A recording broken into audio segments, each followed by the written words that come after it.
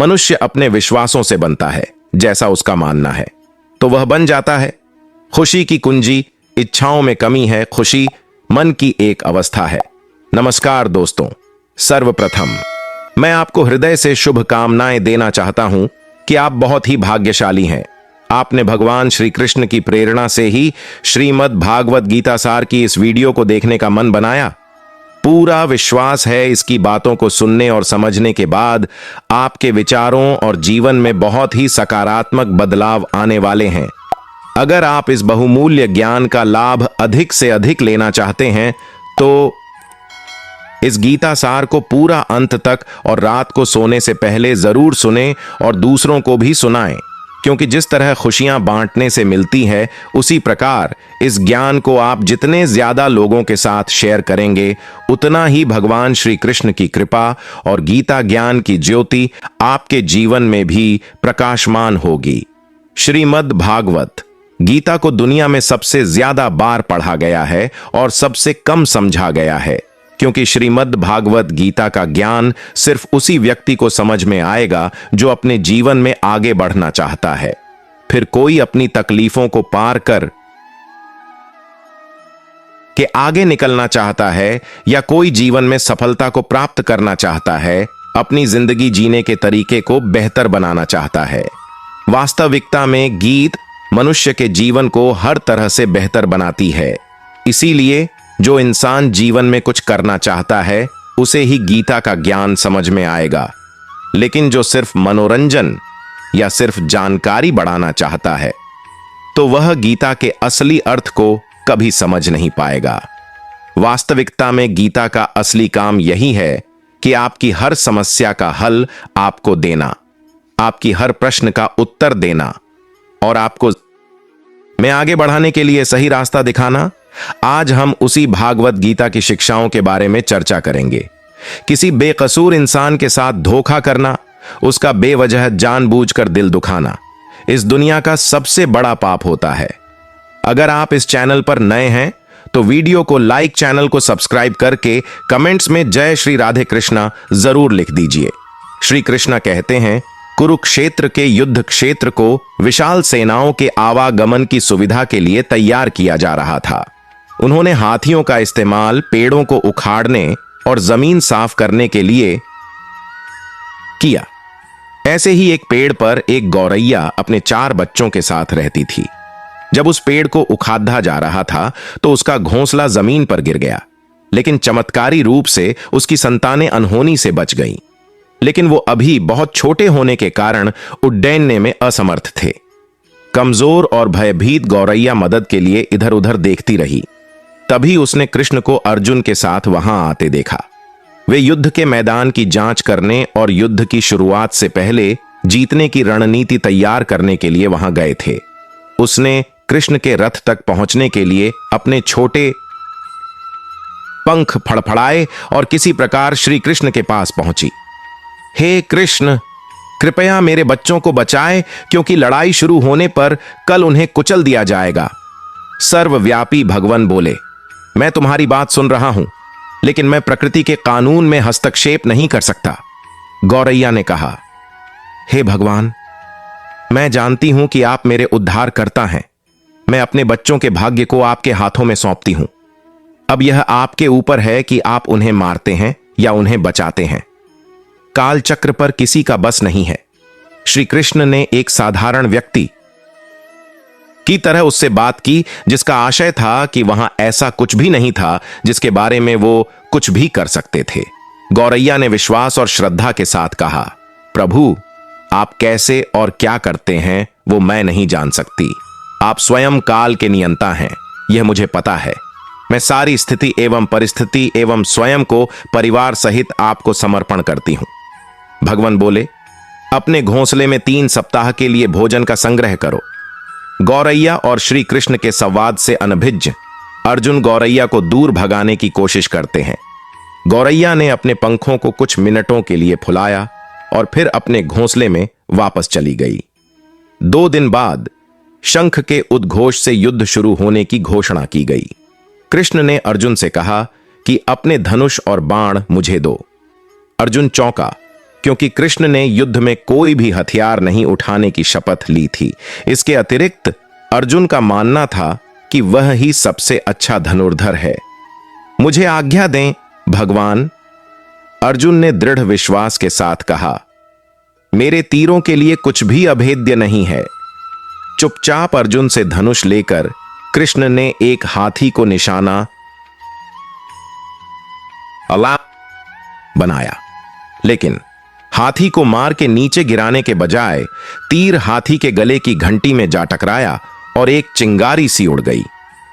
अर्जुन ये देखकर अपनी हंसी नहीं रोक पाई कि कृष्ण एक आसान सा निशान चूक गए। क्या मैं प्रयास करूं? उसने स्वयं को प्रस्तुत किया। उसकी प्रतिक्रिया को नजरअंदाज करते हुए कृष्ण ने उन्हें धनुष वापस दिया और कहा कि कोई और कार्रवाई आवश्यक नहीं है। लेकिन केशव, आपने हाथी को क्यों तीर मारा? अर्जुन ने पूछा। क्योंकि इस हाथी ने उस गौरैया के आश्रय उसके घोंसले को, जो कि एक पेड़ पर था, उसको गिरा दिया था। कौन सी गौरैया? अर्जुन ने पूछा। इसके अतिरिक्त हाथी तो अभी स्वस्थ और जीवित है, केवल घंटी ही टूटकर गिरी है। अर्जुन के सवालों को खारिज करते हुए कृष्ण ने उसे शंख फूंकने का निर्देश दिया। युद्ध शुरू हुआ। अगले 18 दिनों में कई जानें चली गईं। अंत में पांडवों की जीत हुई। एक बार फिर कृष्ण अर्जुन को अपने साथ सुदूर क्षेत्र में भ्रमण करने के लिए ले गए। कई शव अभी भी वहां हैं जो उनके अंतिम संस्कार का इंतजार कर रहे हैं। जंग का मैदान गंभीर अंगों और सिर, बेजान सीढ़ियों और हाथियों से अटा पड़ा था। कृष्ण एक निश्चित स्थान पर रुके और एक घंटी, जो कि हाथी पर बांधी जाती थी, उसे देखकर विचार करने लगे। अर्जुन, उन्होंने कहा, क्या आप मेरे लिए यह घंटी उठाएंगे और इसे एक तरफ रख देंगे? निर्देश बिल्कुल सरल था, परंतु अर्जुन के समझ में नहीं आया। आखिरकार विशाल मैदान में जहां बहुत सी अन्य चीजों को साफ करने की जरूरत थी, कृष्ण उसे धातु के एक टुकड़े को रास्ते से हटाने के लिए क्यों कहेंगे? उसने प्रश्नवाचक दृष्टि से उनकी ओर देखा। हां, यह घंटी, कृष्ण ने दोहराया। यह वही घंटी है जो हाथी की गर्दन पर पडढ़ी थी, जिस पर मैंने तीर मारा था। अर्जुन बिना किसी और सवाल के भारी घंटी उठाने के लिए नीचे झुका। जैसे ही उन्होंने इसे उठाया, उसकी हमेशा के लिए जैसे दुनिया बदल गई। 1, 2, 3, 4 और 5 4 युवा पक्षियों और उसके बाद एक गौरैया उस घंटी के नीचे से निकले। बाहर निकल के मां और छोटे पक्षी कृष्ण के इर्द गिर्द मंडराने लगे एवं बड़े आनंद से उनकी परिक्रमा करने लगे। 18 दिन पहले काटी गई एक घंटी ने पूरे परिवार की रक्षा की थी। मुझे क्षमा करें हे कृष्ण, अर्जुन ने कहा।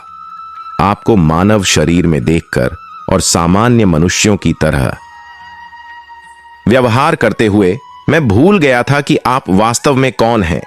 आइए हम भी तब तक इस घंटी के नीचे विश्राम करें जब तक ये हमारे लिए उठाई ना जाए। मनुष्य अपने विश्वासों से बनता है, जैसा उसका मानना है तो वह बन जाता है। खुशी की कुंजी इच्छाओं में कमी है। खुशी मन की एक अवस्था है जिसका बाहरी दुनिया से कोई लेना देना नहीं है। एकमात्र तरीका जिससे आप मुझे जीत सकते हैं वह प्यार है, और वहां मैं खुशी से जीत गया हूं। अपना दिल अपने काम पर लगाओ, लेकिन उसके प्रतिफल पर कभी नहीं। मैं सृष्टि का आदि, मध्य और अंत हूं। सभी प्रकार के हत्यारों में समय सर्वोपरि है, क्योंकि समय हर चीज को मार देता है। जो कर्म में अकर्म और अकर्म में कर्म देखता है, वही चतुर मनुष्य है। मैं काल हूं, सबका नाश करने वाला। मैं संसार का उपभोग करने आया हूं। जैसे वे मेरे पास आते हैं, वैसे ही मैं उन्हें ग्रहण करता हूं। हे अर्जुन, सभी रास्ते मेरी ओर जाते हैं। इस आत्म विनाशकारी नरक के 3 द्वार हैं, काम, क्रोध और लालच। इन तीनों का त्याग करो, डरो मत। जो वास्तविक नहीं है वह न कभी था और न कभी होगा। जो सच है वह हमें से था और उसे नष्ट नहीं किया जा सकता। तुम्हें जो कुछ करना है वह करो, लेकिन अहंकार से नहीं, वासना से नहीं, ईर्ष्या से नहीं, बल्कि प्रेम, करुणा, विनम्रता और भक्ति के साथ। जिसने अपने मन पर विजय प्राप्त कर ली है, उसके लिए मन सबसे अच्छा दोस्त है। लेकिन जो ऐसा करने में विफल रहा है उसके लिए मन सबसे बड़ा दुश्मन है। जब भी धर्म का ह्रास होता है और जीवन का उद्देश्य भूल जाता है, मैं स्वयं पृथ्वी पर प्रकट होता हूं। मैं हर युग में अच्छे की रक्षा करने, बुराई को नष्ट करने और धर्म की पुण्य स्थापना के लिए पैदा होता हूं। तुम क्यों व्यर्थ चिंता करते हो? तुम्हें किससे डर लगता है? तुम्हें कौन मार सकता है? आत्मा न तो जन्मती है और न ही मरती है। जैसे आग की गर्मी लकड़ी को जलाकर राख कर देती है, वैसे ही ज्ञान की अग्नि सभी कर्मों को जलाकर राख कर देती है। जब कोई व्यक्ति दूसरों के सुखों और दुखों पर इस तरह प्रतिक्रिया करता है जैसे कि वे उसके अपने हों, तो उसने उच्चतम आध्यात्मिक मिलन प्राप्त कर लिया है, जो पहले जहर जैसा लगता है लेकिन अंत में अमृत जैसा स्वाद लेता है। यह सत्व का आनंद है जो अपने आप में शांत मन से पैदा होता है। जिस प्रकार पूरे ग्रामीण इलाके में बाढ़ आ जाने पर जलाशय का कोई उपयोग नहीं होता, उसी प्रकार उस प्रबुद्ध पुरुष या महिला के लिए जो हर जगह भगवान को देखता है, शास्त्र बहुत कम उपयोग के होते हैं। शांति, नम्रता, मौन, आत्मसंयम और पवित्रता ये मन के अनुशासन हैं। तुम और मैं कई जन्मों से गुजर चुके हैं अर्जुन। तुम भूल गए हो, परंतु मुझे वे सब याद हैं। स्वार्थी लगाव, भय और क्रोध से मुक्त होकर, मुझसे भरकर, खुद को मेरे सामने समर्पित करके, मेरे अस्तित्व की अग्नि में शुद्ध होकर, कई लोग मुझ में एकता की स्थिति तक पहुंच गए हैं। अपना अनिवार्य कर्तव्य निभाओ, क्योंकि कर्म करना वास्तव में निष्क्रियता से बेहतर है। मन चंचल है। जब भी मन गलत व्यवहार करेगा तो यह आपकी बात नहीं मानेगा। इसे वापस समस्थिति में लाने के लिए अपनी विवेकशील बुद्धि का उपयोग करें। आत्मा न तो जन्मती है और न ही मरती है। हमेशा अपनी अंतरात्मा की आवाज सुनें और वही करें जो वह कहता है। बुरी आदतों, बुरे विचारों और नकारात्मक भावनाओं को खत्म करता है। यदि आप बहादुरों को देखना चाहते हैं तो उन्हें देखें जो क्षमा कर सकते हैं पर नियंत्रण नहीं रखते। उनके लिए मन शत्रु के समान कार्य करता है। असफलता तब है जब आप उसे स्वीकार कर लेते हैं, अन्यथा यह सिर्फ एक और बाधा है। जैसे दर्पण धूल से अस्पष्ट हो जाता है, वैसे ही बुद्धि क्रोध से अस्पष्ट हो जाती है। जिसके पास कोई लगाव नहीं है, वह वास्तव में दूसरों से प्यार कर सकता है, क्योंकि उसका प्यार शुद्ध और दिव्य है। एकमात्र तरीका जिससे आप मुझे जीत सकते हैं वह प्यार के माध्यम से है, और वहां मैं खुशी से जीत गया हूं। अच्छे काम करने वाले किसी भी व्यक्ति का आने वाले विश्व में कभी भी भयानक अंत नहीं होगा। कृष्ण में विश्वास सबसे अच्छा और सुरक्षित मार्ग है। तुम्हारा मन व्याकुल न हो। कृष्ण पर भरोसा रखें। आपको कृष्ण में आत्मा की पूजा करनी चाहिए, कृष्ण के रूप में नहीं। जिस दिन हम स्वयं को पूर्ण रूप से कृष्ण के प्रति समर्पित कर देंगे, वह हमारे प्रेम प्रस्ताव को स्वीकार कर लेंगे। अपनी इच्छा शक्ति के माध्यम से अपने आप को नया आकार दें। कभी भी स्व इच्छा से स्वयं को अपमानित न होने दें। कृष्णा ने तुम्हें बनाते समय कोई गलती नहीं की। आपको स्वयं को उसी प्रकार देखने की आवश्यकता है जैसे कृष्ण आपको देखते हैं। जो व्यक्ति हमेशा संदेह करता है, उसके लिए न तो इस दुनिया में और न ही कहीं और कोई खुशी है। लेकिन यादें आपको परेशान नहीं करती जब आप कृष्ण से प्यार करते हैं। कृष्ण के साथ आप सबसे बुरी यादों पर आगे बढ़ेंगे। किसी के जीवन की नकल करके पूर्णता और दुख के साथ जीने की तुलना में अपने भाग्य को अपूर्ण लेकिन खुशी से जीना बेहतर है। मैं अपने भक्तों द्वारा शुद्ध प्रेम से दिए गए छोटे से छोटे दान को भी महान मानता हूं, परंतु गैर भक्तों द्वारा दिए गए बड़े से बड़े दान भी मुझे प्रसन्न नहीं करते।